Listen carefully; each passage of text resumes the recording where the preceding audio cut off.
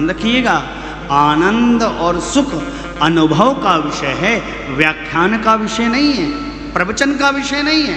ये निज आनंद, निज सुख अनुभूति का विषय है, कृपा अनुभूति का विषय। हृदय में किसको कैसी मिली, कितनी मिली, उसने कितनी व्रत की है, उसने कितना प्राप्त करने के बाद उसका लाभ प्राप्त किया है। कई लोग तो रोते मिलते रहते हैं, रोते जब एक ही काम है, रोते। क्या हुआ? बकरी मर गई। क्या हुआ? दीवार गिर गई। क्या हुआ? लड़का नहीं सुन रहा। क्या हुआ? पत्नी नहीं सुन रही। रोने का स्वभाव बन गया, हर स्थिति हर परिस्थिति पे रुदन करने का स्वभाव ही बन गया। और ध्यान रखिएगा, जिस प्रकार का हमारा स्वभाव बनता चला जाएगा, उसी प्रकार की कृपा भगवान की मिलती भी जाएगी। यदि रोने का स्वभाव बन ही गया है तो भगवान भी दुख में हंसना रोना है काम का है। क्या है? सुख दुख में हंसना रोना है काम का ही रोका है काम का है। रुदन नहीं मचाइए, छाती ना पीटिए। और माताएं बहुत रोती हैं, थोड़ा सा कचूहट, 2 आंसू बहा डाले, छाती पीटने लगी, ना करिए। पति ने अगर थोड़ी सी बात नहीं सुनी तो इतना रोती है, भगवान ऐसा पति मिला हमको, ऐसा पति किसी का ना मिले। ये सब मत कहा करिए। अपने सौभाग्य को कोसना नहीं चाहिए माताओं। मैंने सुना है लोगों को रोते रोते गए, इतना गंदा आदमी मिल गया, इतना घटिया आदमी मिल गया। बदलने वाला तो है नहीं, रहने वाला तो यही है। देखिए, किसी की बुराई करते रहिएगा ना तो उसमें अच्छाई का दर्शन नहीं मिलेगा। बुराई ही बुराई ढूंढेगा तो अच्छाई कहाँ से मिलेगी? हाँ, यदि कहीं कहीं थोड़ी अच्छाई भी ढूंढने लगे तो फिर बुराई समाप्त हो जाएगी, अच्छाई ही अच्छाई दिखाने लगे। स्वभाव को बदलिए। नहीं बदला तो जहां खड़े हो वहीं खड़े रहो। एक महापुरुष ने पृथ्वी की खोज की बाबूजी की। लोगों ने कहा पृथ्वी गोल है, गोल है, गोल है। बोले हम कैसे मान लें गोल है? नहीं गोल है। तो बोले देख लो, जान लो। जीवन पर्यंत अपने जवानी को बर्बाद कर दिया उस आदमी ने, और जहाँ से प्रारंभ किया वहाँ से चला और वहीं आ गया। हाँ कहने लगा, हाँ पृथ्वी गोल है, पृथ्वी गोल है। जब लोग कह रहे थे कि पृथ्वी गोल है तो नहीं माना, लेकिन जीवन के समय को बर्बाद करने के बाद माना कि पृथ्वी गोल है।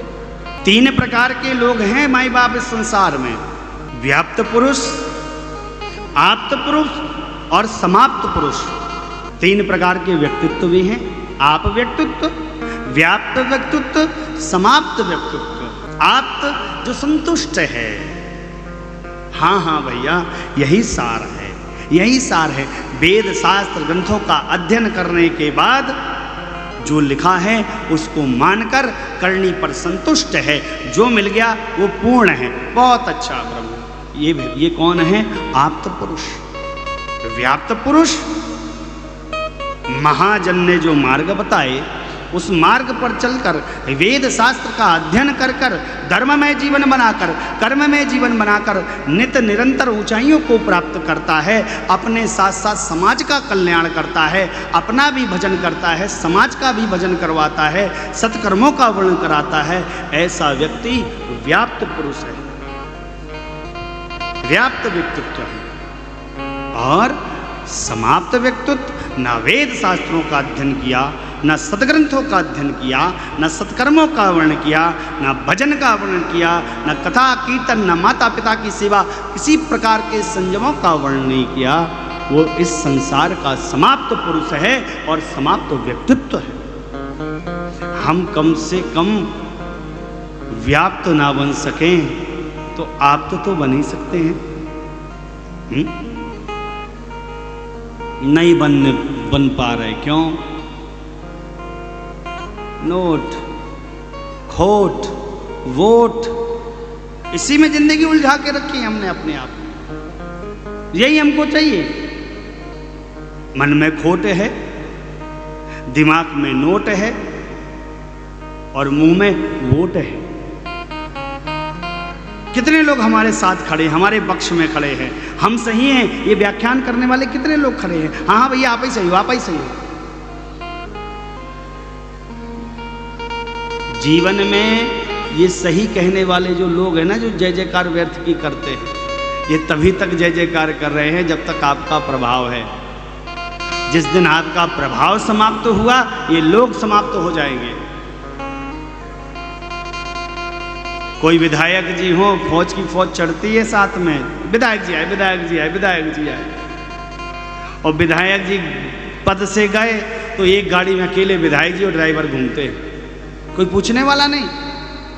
मैंने देखा है, मेरे यहाँ मंत्री जी थी, मेरे ही नगर में मंत्री थे तो इतने लोग बैठे रहते थे, और मंत्री नहीं है तो अकेले पंखा डुला रहे थे, कोई आने वाला नहीं, कोई जाने वाला। चमचों से सावधान रहने का प्रयास किया कीजिए। ये चमचे जिस थाली में होते हैं, जिस पात्र में होते हैं, उस पात्र को खाली करते जाते हैं। ये चमचों का स्वभाव है, इसलिए चमचों से सावधान रहिए।